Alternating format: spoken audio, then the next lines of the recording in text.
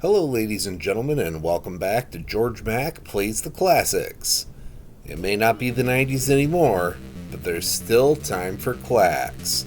It's all about the Klaxes and racking up as many points as you possibly can. Do this by matching 3 or more light-colored blocks and defeating the mission of each wave.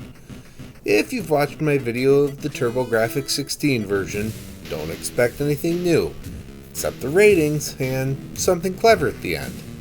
Maybe. At the top of the screen is a conveyor with 5 belts. Colored blocks are regularly sent down the belt, which you then catch on your paddle. You drop the top block of your stack with a press of the A button. You have a 5x5 box that you drop them in. You can clear the blocks by having 3, 4, or 5 in a row horizontally, vertically, or diagonally. Sometimes the block on the top isn't what you want, so you can throw it back on the conveyor belt by pressing up. Be careful though, because your paddle can only hold 5 blocks at once. If a block falls off the conveyor belt, but not onto your paddle, it's counted as a drop. Too many of these leads you to try again. Before you lose too many blocks, you have to complete the goal of the wave. This might be to score a certain number of Klaxes. 3 in a row counts as 1 Klax, 4 in a row counts as 2, and 5 in a row counts as 3. You may need to earn a certain threshold of points, or you may need to earn a number of a specific orientation of Klax, like diagonal. As the number of colors of the blocks increase, it becomes more difficult to manage your game plan. There are wild color blocks that can help you out in a pinch. It's very easy to start a plan and then mess it up with one mistimed placement. You can start on higher waves right away for bonus points and more allowed drops.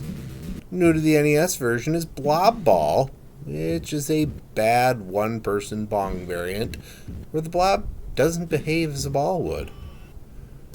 When it comes to grading Klax on NES, graphics get a 1.5. I think I prefer the blocks on the NES version, but it's still not anything pleasing. Sound gets a 2.0. There's music this time around, and it's so intense. I find it entertaining. Gameplay gets a 2.5. It's still addictive to play, forcing me to try a level many times. Difficulty gets a 3.0. There are no game overs. You can take your sweet time trying a level over and over again. Fun factor gets 2.5. I enjoyed myself, but it's not my favorite puzzle game out there. I got confused by the top block getting dropped more than once. Overall, Klax earns a 2.3 and gets a C+.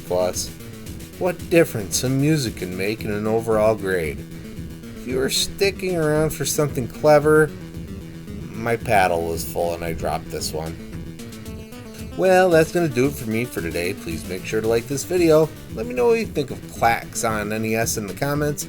And please subscribe to Head Drop Productions here on YouTube, because we want you here for each and every video we release. Because it is your destiny.